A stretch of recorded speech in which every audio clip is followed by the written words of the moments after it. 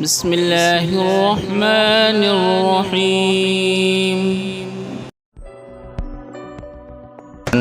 حضرت طفیل بن عمرو رضی اللہ عنہ زمانہ جاہلیت میں قبیلہ دوس کے اشراف اور سرداروں میں ایک ممتاز سردار تھے، اور عرب کے چند گنے چنے بہادروں میں ان کا شمار ہوتا تھا۔ ایسے سخی تھے کہ کبھی ہنڈیاں چولہے سے نہ اترتیں، اور ایسے فراخ دل تھے کہ کسی بھی ضرورت مند کی آمد پر ان کے گھر کا دروازہ بند نہ ہوا۔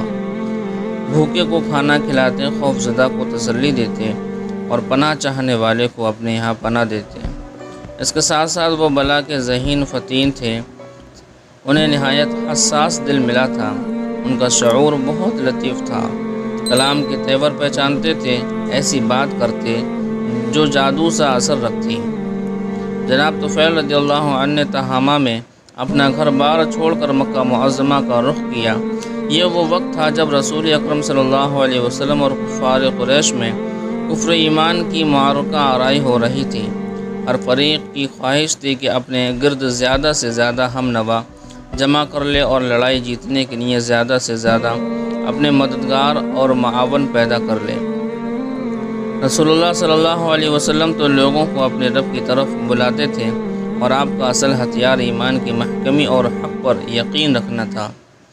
اس کے برعکس کفار قریش کو شاں تھے کہ آپ کی دعوت کو رد کر دیں اور اس سلسلے میں ہر حربہ استعمال کریں۔ یہی نہیں بلکہ لوگوں کو آپ کے پاس آنے سے روکیں۔ یہاں آ کر حضرت طفیل بن عمرو رضی اللہ عنہ نے ایسا محسوس کیا کہ میں بغیر کسی تیاری کے غیر شعور طور پر اس معرکہ میں شرکت کر رہا ہوں۔ وہ نہ چاہتے ہوئے بھی کفر اسلام کی اس لڑائی میں کود پڑا ہو۔ مکہ مکرمہ اس غرض سے نہیں آئے تھے، اور نہ حضرت محمد صلی اللہ علیہ وسلم اور قریش کی اس معرکہ آرائی کا خیال ان کے دل میں کبھی آیا تھا۔ اس وجہ سے حضرت طفیل بن عمرو رضی اللہ عنہ کی ایک ناقابل فراموش داستان ابھر کر سامنے آتی ہے۔ یہ دلچسپ داستان سننے کے لائق ہے۔ حضرت طفیل بن عمرو رضی اللہ عنہ فرماتے ہیں کہ جو ہی میں مکہ معظمہ پہنچا، سرداران قریش مجھ پر ٹوٹ پڑے۔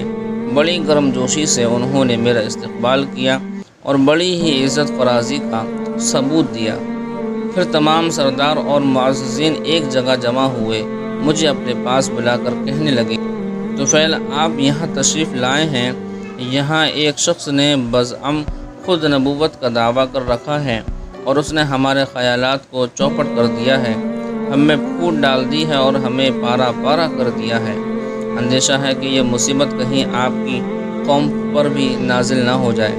ہماری یہ مخلصانہ تجویز ہے کہ آپ اس شخص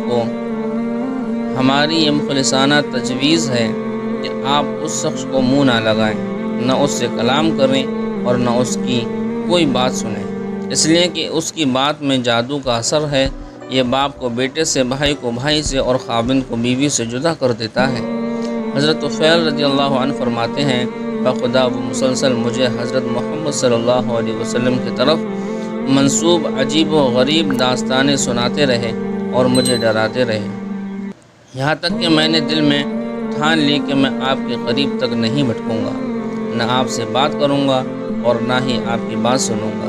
صبح کے وقت میں طواف کعبہ اور بیت اللہ میں رکھے گئے بتوں سے برکت حاصل کرنے کے لیے گھر سے نکلا، جن کی کہ ہم بہت تعظیم کیا کرتے تھے، تو ذرا احتیاط میں اپنے کانوں میں روئی ٹھونس لی کہ مبادا میرے کانوں میں کوئی بات پڑ نہ جائے۔